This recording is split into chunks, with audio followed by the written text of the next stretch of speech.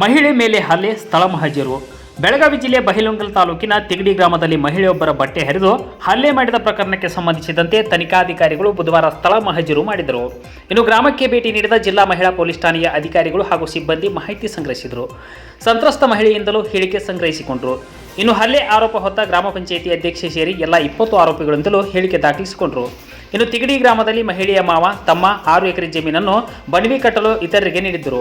ಆ ಜಾಗವನ್ನು ಕೆಲವರು ಅತಿಕ್ರಮಣ ಮಾಡಿದ್ದಾರೆ ಎಂದು ಮಹಿಳೆ ನ್ಯಾಯಾಲಯದ ಮೊರೆ ಹೋಗಿದ್ದಾರೆ. ಈ ಪ್ರಕರಣ ಬೈಲಹೊಂಗಲ ನ್ಯಾಯಾಲಯ ಹಾಗೂ ತಾಲೂಕು ಪಂಚಾಯಿತಿಯಲ್ಲಿದೆ. ಇಬ್ಬರ ಪ್ರಕರಣದಲ್ಲಿ ಮಹಿಳೆ ಪರವಾಗಿ ತೀರ್ಪು ಬಂದಿದೆ. ಇನ್ನು ಆರೋಪಿಗಳಲ್ಲಿ ಕೆಲವರು ತಮ್ಮ ಜಮೀನಿಗೆ ನೀರು ಬಳಸಲು ಅಳವಡಿಸಿರುವ ಪೈಪ್ಲೈನ್ ಮಹಿಳೆಗೆ ಸೇರಿದ ಜಮೀನಿಗೆ ಹೊಂದಿಕೊಂಡಿದೆ. ಇದರಿಂದ ಜಮೀನಿಗೆ ಹೆಚ್ಚು ನೀರು ನುಗ್ಗಿ ಬೆಳೆ ಹಾಳಾಗುತ್ತಿತ್ತು. ಲೋಕೋಪಯೋಗಿ ಇಲಾಖೆಗೆ ದೂರು ನೀಡಿದ್ದರಿಂದ ಪೈಪ್ಲೈನ್ ತೆರವುಗೊಳಿಸಲಾಗಿತ್ತು. ಇನ್ನು 2023 ನವೆಂಬರ್ 21ರಂದು ಇದೇ ವಿಚಾರಕ್ಕೆ ಆರೋಪಿಗಳು ನನ್ನ ವಿರುದ್ಧ ಜಗಳ ಮಾಡಿದ್ದರು. 20 ಜನ ಸೇರಿ ನನ್ನ ಮೇಲೆ ಹಲ್ಲೆ ಮಾಡಿದರು.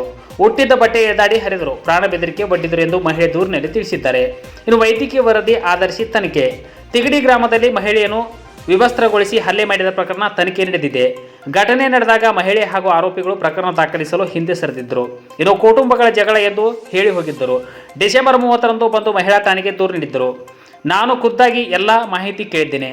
ನವೆಂಬರ್ 21ರಂದು ಘಟನೆ ನಡೆದಿದ್ದು ಅಂದು ಆಸ್ಪತ್ರೆಯಲ್ಲಿ ತಪಾಸಣೆಗೆ ಒಳಗಾಗಿದ್ದಾರೆ. ಆದರೆ ವೈದ್ಯಕೀಯ ವರದಿ ತರಿಸಿಕೊಂಡು ತನಿಖೆ ಮಾಡಲಾಗುವುದು ಎಂದು ಜಿಲ್ಲಾ ಪೊಲೀಸ್ ವರಿಷ್ಠಾಧಿಕಾರಿ ಡಾಕ್ಟರ್ ಭೀಮಾಶಂಕರ್ ಗುಳೆ ತಿಳಿಸಿದ್ದಾರೆ. ಇನ್ನು ಸಾಕ್ಷಿ ನಾಶ ಮಾಡಲು ಆರೋಪಿಗಳು ಮಹಿಳೆಯ ಮೊಬೈಲ್ ಕಿತ್ತುಕೊಂಡು ಒಡೆಯಲಾಗಿದೆ ಎಂದು ಹೇಳಿದ್ದಾರೆ. ಇನ್ನು ಮೊಬೈಲನ್ನು ವಿಧಿವಿಜ್ಞಾನ ಪ್ರಯೋಗಾಲಯಕ್ಕೆ ಕಳಿಸಿ ಅದರ ಎಲ್ಲ ದಾಖಲೆಗಳನ್ನು ಮರಳಿ ಪಡೆಯಲಾಗುವುದೆಂದು ಅವರು ಮಾಧ್ಯಮಗಳಿಗೆ ಮಾಹಿತಿ ನೀಡಿದರು. ಒಬ್ಬಳು ಮಹಿಳೆ ಡಿಜಿ ಆಫೀಸ್ಗೆ ಹೋಗ್ಬಿಟ್ಟು ಅವಳಿಗೆ ಅವರ ಊರಲ್ಲಿ ನಮ್ಮ ಬೈಲಹೊಂಗಲ ತಾಲೂಕಿನ ತಿಗಡಿ ಗ್ರಾಮದಲ್ಲಿ ಕೆಲವೊಂದಿಷ್ಟು ಜನ ಅವಳನ್ನ ವಿವಸ್ತ್ರಗೊಳಿಸಿ ಅವ್ರ ಮೇಲೆ ಹಲ್ಲೆ ಮಾಡಿದ್ರು.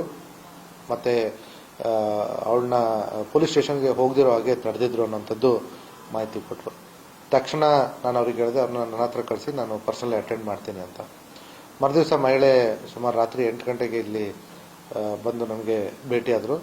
ತಕ್ಷಣ ನಾನು ಆ ಮಹಿಳೆಯ ಪೂರ್ತಿ ಅಹವಾಲನ್ನು ಆಲಿಸಲಾಗಿ ಬೈಲಹೊಂಗಲ ಪೊಲೀಸ್ ಮೇಲೆ ಕೂಡ ಅವರು ಕೆಲವೊಂದು ಸಂಶಯಗಳನ್ನ ವ್ಯಕ್ತಪಡಿಸಿದ್ರು. ಹಾಗಾಗಿ ನಾನು ತಕ್ಷಣಕ್ಕೆ ನಮ್ಮ ಮಹಿಳಾ ಪೊಲೀಸ್ ಠಾಣೆ ಇನ್ಸ್ಪೆಕ್ಟರ್ಗೆ ಮಾತಾಡಿ ಇವ್ರದ್ದು ಕಂಪ್ಲೇಂಟನ್ನು ತಗೊಳ್ಳಿಕ್ಕೆ ಹೇಳಿದೆ. ಮಹಿಳೆ ಹೇಳಿದ್ರು, ಇವತ್ತಿನ ದಿವಸ ಬೇಡ ಸರ್, ನಾನು ನಾಳೆ ಬರ್ತೀನಿ ಅಂತ ಹೇಳಿ. ಅದೇ ಪ್ರಕಾರವಾಗಿ ಮರುದಿವಸ ಅಂದರೆ 30ನೇ ತಾರೀಕು ಮಹಿಳೆ ಬಂದು ನಮ್ಮ ಮಹಿಳಾ ಪೊಲೀಸ್ ಠಾಣೆಯಲ್ಲಿ ಒಂದು FIR ಮಾಡಿದ್ರು. ತದನಂತರ ಈಗ ನಾವು ಆ ಕೇಸನ್ನು ತನಿಖೆಗೆ ಕೈಗೆತ್ತಿಕೊಂಡಿದ್ದೀವಿ. ಆ ಕೇಸಲ್ಲಿ ಈ ಮಹಿಳೆ ನಿನ್ನೆ ಮಹಜರ್ಗೆ ಬರಬೇಕಾಗಿತ್ತು, ಬಂದಿಲ್ಲ.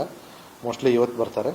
ಕೆಲವೊಂದು ಸಾಕ್ಷಿಗಳನ್ನ ನಾಶ ಮಾಡಿದ್ರೆ ಅಂತ ಹೇಳ್ತಾರೆ. ಅದನ್ನ ಸಾಕ್ಷಿಗಳನ್ನ ಮತ್ತೆ ಅವರ ಮೊಬೈಲ್ನ ರಿಟ್ರೀವ್ ಮಾಡ್ಕೊಳ್ಳಿಕ್ಕೆ ಕೂಡ ನಾವು FSL ಅದು ಕಳಿಸ್ತಿದ್ದೀವಿ. ನಾವು ತನಿಖೆ ಮಾಡ್ತಾ ಇದ್ದೀವಿ. ಮೇಲ್ನೋಟಕ್ಕೆ ಇಲ್ಲಿವರೆಗೂ ನಮಗೆ ಕಂಡು ಬಂದಿರತಕ್ಕಂಥ ಮಾಹಿತಿ ಏನಂತಂದ್ರೆ 21ನೇ ತಾರೀಕು ಈ ವಿಚಾರವಾಗಿ ನಮ್ಮ ಪೊಲೀಸ್ ಠಾಣೆಗೆ ಒಂದು ಎರಡು MLC ಕೇಸ್ಗಳು ಬರ್ತವೆ. ಮೊದಲು ಬಿಮ್ಸಿಂದ ಬರುತ್ತೆ. ಬಿಮ್ಸಲ್ಲಿ ಹೋಗಿ ನೋಡಿದಾಗ ಈ ಯಾರು ನೊಂದಿತ ಮಹಿಳೆ ನಿನ್ನೆ ನಮಗೆ ಬಂದು ಕಂಪ್ಲೇಂಟ್ ಕೊಟ್ಟು FIR ಆಗಿದೆಯೋ ಆ ಮಹಿಳೆ ಹೆಸರಲ್ಲಿ MLC ಆಗಿರುತ್ತೆ. MLCಯಲ್ಲಿ ಕೇವಲ ಹಿಸ್ಟ್ರಿ ಆಫ್ ಅಸಾಲ್ಟ್ ಅಂತ ಇದ್ದು ಆ ಸಂದರ್ಭದಲ್ಲಿ ಅಲ್ಲಿ ಆಸ್ಪತ್ರೆಯಲ್ಲಿ ಪರಿಶೀಲನೆ ಮಾಡಿದಾಗ ಆ ಮಹಿಳೆ ಅಲ್ಲಿ ಇರೋದಿಲ್ಲ, ಮಹಿಳೆ ಮತ್ತೆ ಮಹಿಳೆಯ ಸಂಬಂಧಿಕರು. ಹಾಗಾಗಿ ನಮ್ಮ ಪೊಲೀಸರು ಆಸ್ಪತ್ರೆಯಿಂದ ವಾಪಸ್ ಬಂದಿರ್ತಾರೆ. ಮತ್ತೆ ಅದೇ ರೀತಿಯಾಗಿ ಇನ್ನೊಂದು MLC ನಂತರ ಬೈಲಹೊಂಗಲ ಆಸ್ಪತ್ರೆಯಿಂದ ಬಂದಿರುತ್ತೆ, ಇವರ ಅಪೋಸಿಟ್ ಟೀಮ್ನವ್ರದ್ದು. ಅಲ್ಲಿ ಹೋಗಿ ನಮ್ಮ ಪೊಲೀಸರು ಪರಿಶೀಲನೆ ಮಾಡಿದಾಗಲೂ ಕೂಡ ಇಲ್ಲ, ಚಿಕ್ಕ ಪುಟ್ಟ ಗಾಯ ಆಗಿತ್ತು, ಅವ್ರು ಆಲ್ರೆಡಿ ಟ್ರೀಟ್ಮೆಂಟ್ ತಗೊಂಡು ಹೋಗಿದ್ದಾರೆ ಅನ್ನೋಂಥ ಮಾಹಿತಿ ನಮಗೆ ಅಲ್ಲಿ ಆಸ್ಪತ್ರೆಯಲ್ಲಿ ಪ್ರಾಪ್ತ ಆಗುತ್ತೆ. ಮತ್ತೆ ಅಲ್ಲಿ ಕೂಡ ಬೇರೆ ಗಾಯಾಳುಗಳು ಇರೋದಿಲ್ಲ. MLC ಆದ ನಂತರ ನಮ್ಮ ಪೊಲೀಸರು ಅದನ್ನ ಆಲ್ರೆಡಿ ನಮ್ಮ ಠಾಣಾ ದಿನಚರಿಯಲ್ಲಿ ನಮೂದಿಸಿ ಮಾಡ್ಕೊಂಡಿರೋದ್ರಿಂದ ಅದನ್ನ ಕ್ಲೋಸ್ ಮಾಡಲಿಕ್ಕೆ ಅವ್ರನ್ನ ಮತ್ತೆ 2 ಕಡೆಯವ್ರನ್ನ 24ನೇ ತಾರೀಕಿಗೆ ಕರೆಸ್ಕೊಂಡಾಗ ಈ ವಿಚಾರವಾಗಿ ವಿಚಾರಣೆ ಮಾಡಲಾಗಿ ಊರಲ್ಲಿ ಸಿವಿಲ್ ವ್ಯಾಜ್ಯ ನಡೆದಿದ್ದು ಅವತ್ತಿನ ದಿವಸ ಏನು 21 ನವೆಂಬರ್ಗೆ ಅಲ್ಲಿ ಒಂದು ಪೈಪನ್ನು ಹಾಕಿರ್ತಾರೆ ಈ ನೊಂದಿತ ಮಹಿಳೆಯ ಜಮೀನಿನ ಪಕ್ಕದಲ್ಲಿ. ಈ ಮುಂಚೆ ಇದೇ ರೀತಿ ಪೈಪ್ ಹಾಕಿದಾಗ ನೀರು ಅಲ್ಲಿ ಆ ಪೈಪಲ್ಲಿ ಕಸ ತುಂಬಿಕೊಂಡು ಮಳೆಯಿಂದ ಬಂದಿರತಕ್ಕಂಥ ನೀರು ಆ ಪೈಪಿಂದ ಪೂರ್ತಿ ಹೊರಗಡೆ ಬಂದು ಇವ್ರ ಜಮೀನು ಹಾಳಾಗಿತ್ತು. ಹಾಗಾಗಿ ಅವತ್ತಿನ ದಿವಸ ಮತ್ತೆ ಆ ಪೈಪನ್ನು ತೆಗೆಸಲಿಕ್ಕೆ PWDರನ್ನ ಕರ್ಕೊಂಡ್ಬಂದಾಗ ಈ ಒಂದು ಗಲಾಟೆ ಆಗಿರುವಂಥ ಪ್ರಕರಣ ಮೇಲ್ನೋಟಕ್ಕೆ ಬರುತ್ತೆ.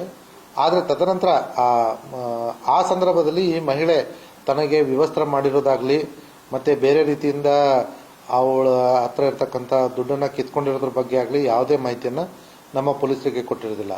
ಜೊತೆಗೆ ಈ ರೀತಿ ನಮ್ಮ ಈ ಪೈಪಿನ ವಿಚಾರವಾಗಿ ನಮ್ಮ ಇಬ್ಬರ ಕುಟುಂಬಗಳ ಮಧ್ಯೆ ಗಲಾಟೆಯಾಗಿ ನಾವು ಅವರಿಗೆ ಬೈದಿರೋದು ಮತ್ತು ಅವ್ರು ನಮಗೆ ಬೈದಿರೋದು. ಆದರೆ ನಮಗೆ ಈ ವಿಚಾರವಾಗಿ ಕೇಸ್ ಬೇಡ ಅಂತ ಹೇಳಿ ನೊಂದಿತ ಮಹಿಳೆ ಕೂಡ ನಮ್ಮ ಪೊಲೀಸ್ ಠಾಣೆಯಲ್ಲಿ ಬರೆದು ಕೊಟ್ಟು ಹೋಗಿರ್ತಾರೆ. ಜೊತೆಗೆ ಅಪೋಸಿಟ್ ಪಾರ್ಟಿಯವರು ಕೂಡ ಎದುರುದಾರರು ಕೂಡ ಬರೆದು ಕೊಟ್ಟು ಹೋಗಿರ್ತಾರೆ. ಇದನ್ನ ನಮ್ಮ ಪೊಲೀಸ್ನವರು, ಬೈಲಹೊಂಗಲ ಪೊಲೀಸ್ನವರು ತಮ್ಮ ಠಾಣಾ ದಿನಚರಿಯಲ್ಲಿ ನಮೂದಿಸಿ ಆ ಪ್ರಕರಣ ಅಲ್ಲಿಗೆ ಮುಕ್ತಾಯ ಮಾಡಿರ್ತಾರೆ. ತದನಂತರ ಇದು ನಮಗೆ ನಮ್ಮ ಗಮನಕ್ಕೆ ಬಂದಿರತಕ್ಕಂಥದ್ದು ಇವಾಗ ಆ ವಿಚಾರವಾಗಿ ನಾವು ಏನು ಕಾನೂನು ಪ್ರಕಾರವಾಗಿ ನಾವು ಒಂದು FIR ರಿಜಿಸ್ಟರ್ ಮಾಡಬೇಕು, ಅದನ್ನ ಮಾಡಿ ನಾವು ತನಿಖೆಯನ್ನು ಕೈಗೊಳ್ತಾ ಇದ್ದೀವಿ.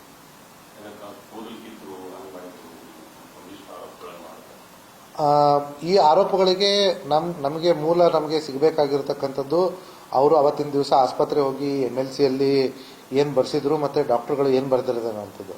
ಸೊ ಹಾಗಾಗಿ ಆ MLCಯಲ್ಲಿ ಏನು ಬರೆದಿದ್ದಾರೆ ಅನ್ನೋದನ್ನು ನಾವು ಆಸ್ಪತ್ರೆ ವೈದ್ಯಾಧಿಕಾರಿಗಳಿಂದ ತಗೊಳ್ತಾ ಇದ್ದೀವಿ. ಅದರಲ್ಲಿ ಏನು ಬಂದಿದೆ ಅದನ್ನು ನಾವು ತನಿಖೆಯಲ್ಲಿ ಅಳವಡಿಸ್ಕೊಳ್ತೀವಿ.